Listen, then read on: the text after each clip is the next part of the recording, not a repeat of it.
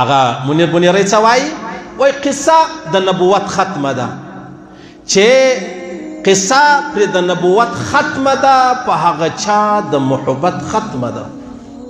په هغه چا د محبت ختمه ده په یو کتاب کې بدلون چرته کیږي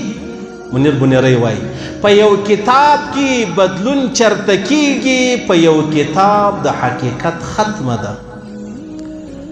صحیح سنو ګوره الله فرمایي وکان رسول الله وخاتم النبیین بنیری څه وایي په یو کتاب کې بدلون چرته کیږي وکان الله رسولا د الله رسول الله څه فرمایي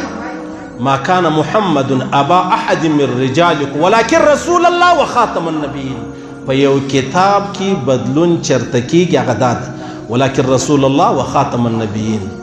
په یو کتاب د حقیقت ختمه ده دا خبره به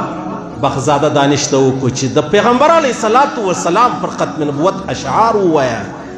دا به ستا د قبر د نجات سبب وګرځي زیت الرحمن عاجز ته به وایي د محمد رسول الله پر ختم نبوت باندې اشعار ووایه دا به ستا د پیغمبر علیه الصلاة والسلام د سپارش و شفاعت سبب و ذریعه وګرځي مطیع الله تراب ته به وایي چې د محمد رسول الله پر ختم نبوت اشعار ووایه دا به ستا د پیغمبر علیه الصلاة والسلام مبارک پر حوض کوثر باندې د یو ګیلاس د ښایستو خوندورو اوبو سبب وګرځي داسې و هر شاعر ته دا وایي چې تاسو خپله حصه واخلئ قصه د نبوت ختمه ده چې پرې قصه د نبوت ختمه ده په هغه چا د محبت ختمه ده صحیح سنو او په یو کتاب کې بدلون چرته کیږي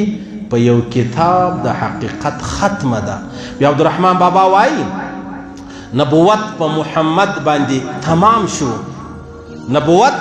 په محمد باندې تمام شو نسته پس له محمد انبیا نبوت په محمد باندې تمام شو نسته پس له محمد انبیا په صورت کا آخرین دی پیدا سوی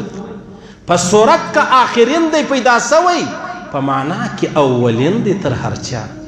په ظاهر کې پیغمبر علیه الصلاة والسلام تر ټولو انبیا وروسته راغلی دی لیکن د الله په دربار کې درجه تر ټولو انبیا لوړه ده نبوت په محمد باندې تمام شو نسته پس له محمد انبیا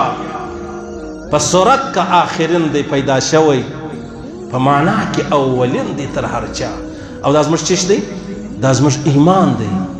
دا زموږ ایمان دی پر دې خبرو تاسو هسې نه خطا وځئ چې دا د علماو کار دی علما به الله پر یو خبره وبخښي په هغو کې د ختم نبوت مسله هم ده په هغو کې د ختم نبوت مسله هم ده